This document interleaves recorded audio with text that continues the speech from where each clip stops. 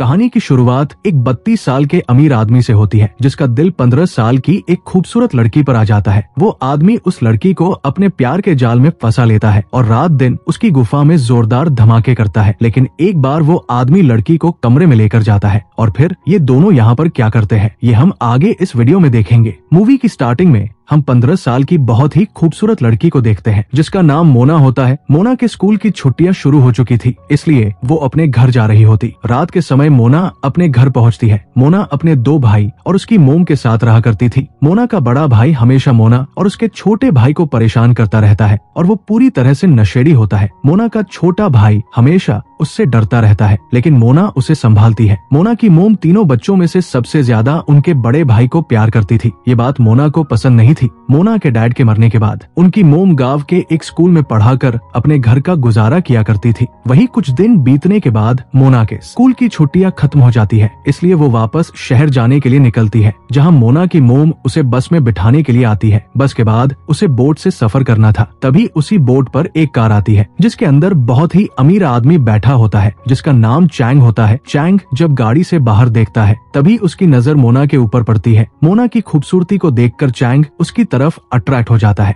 इसलिए वो मोना से बात करने के लिए उसके पास जाता है। चैंग मोना से उसके बारे में पूछता है, लेकिन मोना उसकी बातों पर ज्यादा ध्यान नहीं देती। दरअसल चैंग की फैमिली बहुत ही अमीर है और वो अपनी पढ़ाई पूरी करके घर जा रहा होता है। थोड़ी देर बातें करने के बाद चैंग को पता चलता है मोना का हॉस्टल भी उसके घर के पास ही है, इसलिए चैंग मोना को अपने साथ कार में चलने के लिए कहता है। मोना भी उसके साथ जाने के लिए तैयार हो जाती है, क्योंकि मोना को पता था अगर वो उसके साथ कार में नहीं गई तो उसे बस में धक्के खाते खाते जाना पड़ेगा। वो लोग जब कार में जा रहे होते हैं, तभी चैंग मोना से उसकी उम्र पूछता है। मोना उसे झूठ बोलती है और उसे अपनी उम्र 18 साल बताती है। वही चैंग 33 साल का होता है। कुछ देर बातें करने के बाद चैंग मोना को टच करने लगता है, क्योंकि चैंग अब किसी भी तरह से मोना की तितली को चखना चाहता था। थोड़ी देर बाद मोना का हॉस्टल आ जाता है। वो कार से उतरकर अंदर चली जाती है। वही मोना जब हॉस्टल में अपनी फ्रेंड के साथ होती है, तो वो अपनी फ्रेंड को चैंग के बारे में सारी बातें बताती है। अगली सुबह जब मोना स्कूल जा रही होती है, तभी उसे स्कूल के बाहर चैंग की कार दिखाई देती है, इसलिए वो उसके पास जाती है। दरअसल चैंग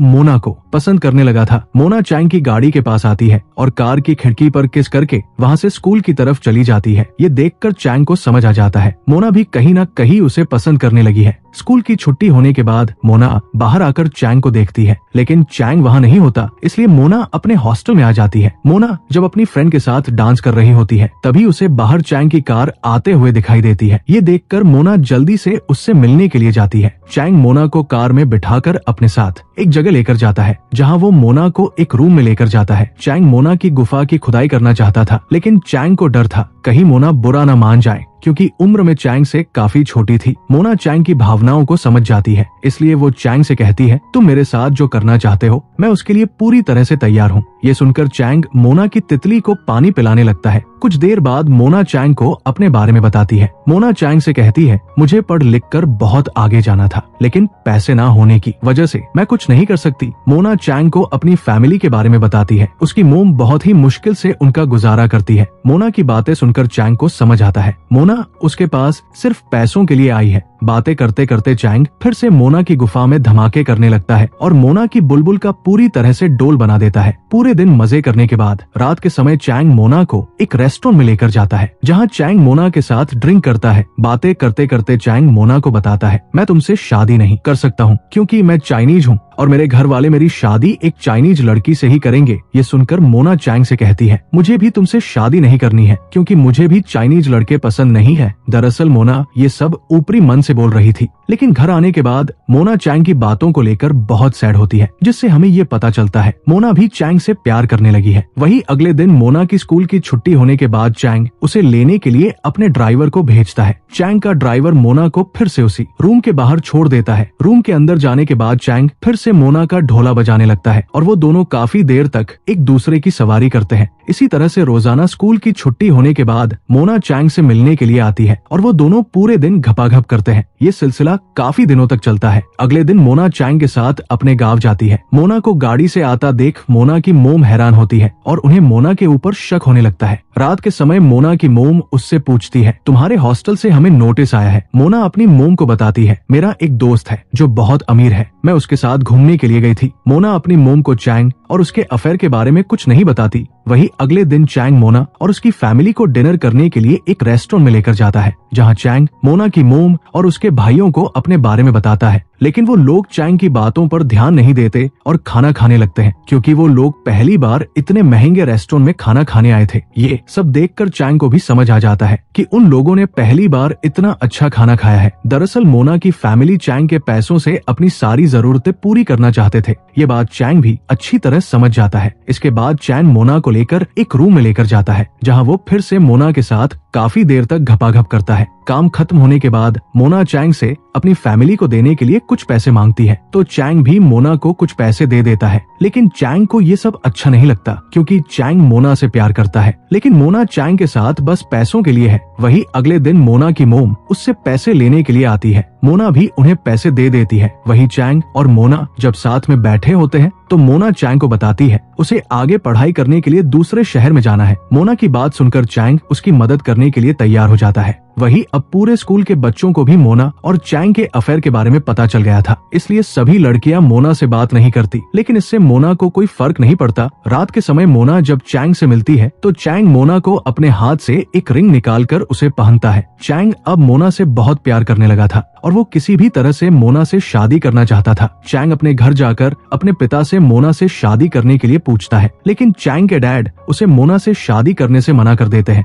क्योंकि मोना एक फ्रेंच लड़की थी। चैंग के डैड उसे कहते हैं अगर उसने उनकी बात नहीं मानी तो वो मर जाएंगे। दरअसल चैंग के डैड उसकी शादी किसी चाइनीज लड़की से ही करना चाहते हैं। अगले दिन चैंग मोना को ये सब बताने के लिए जाता है। चैंग मोना से कहता है हम लोग भागकर शादी कर लेते हैं, लेकिन मोना उसे मना कर देती है, क्योंकि मोना को पता था अगर चैंग ने उससे भागकर शादी की तो उसकी फैमिली उसे एक पैसा भी नहीं देगी। इसलिए मोना चैंग से झूठ बोल देती है कि मैं तुमसे प्यार नहीं करती। वही रात के समय चैंग मोना को अपनी होने वाली वाइफ के बारे में बताता है। चैंग बहुत सैड था। चैंग का मूड ठीक करने के लिए मोना उसके छोटे चेतन को सहलाने लगती है, लेकिन चैंग उसे ये सब करने से मना कर देता है। अगले दिन चैंग मोना को छोड़ने के लिए उसके गांव जाता है। मोना जब अपने घर जाती है तो उसकी फैमिली की नजर मोना की रिंग पर पड़ती है, जिसे चैंग ने मोना को दिया था। मोना की मोम उससे वो रिंग ले लेती है। वहीं मोना के बड़े भाई को भी पता चल चुका था मोना और चैंग ने कई बार घपाघप किया है। इससे मोना का बड़ा भाई उसके ऊपर बहुत गुस्सा होता है। अगले दिन मोना का बड़ा भाई काम करने के लिए शहर जाता है। मोना की मोम को इससे बहुत बुरा लगता है, क्योंकि उनकी मोम सबसे ज्यादा उसे ही प्यार करती थी।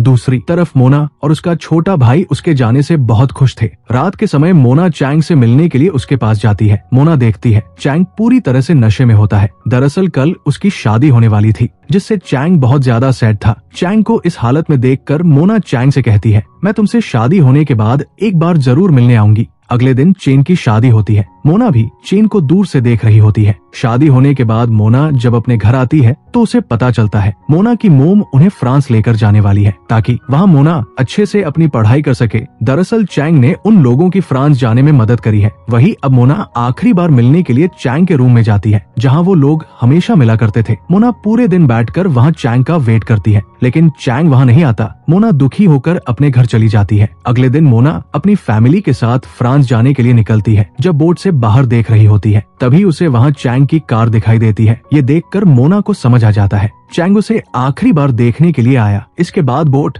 वहाँ से फ्रांस की तरफ चली जाती है। रात होने पर मोना को चैंग की याद आने लगती है, इसलिए वो सैड होकर रोने लगती है। वही हम कुछ सालों बाद का सीन देखते हैं, जहाँ मोना एक अच्छी राइटर बन चुकी है। एक दिन मोना को चैंग का कॉल आता है और वो उसे बताता है शादी होने के बाद भी वो हमेशा उससे ही प्यार करता था और वो अभी भी उससे ही प्यार करता है। इन दोनों के बातों के साथ मोना और चेन की लव स्टोरी खत्म हो जाती है। ऐसी ही मूवीज के लिए आप हमें टेलीग्राम और इंस्टाग्राम पर फॉलो कर सकते हैं, जिसका लिंक डिस्क्रिप्शन में दिया हुआ है। और मूवी अच्छी लगी हो तो एक लाइक जरूर कर देना और ऐसे ही मूवीज के लिए हमारे चैनल को जरूर सब्सक्राइब कर लेना। तो मिलते हैं हमारे नए वीडियो में।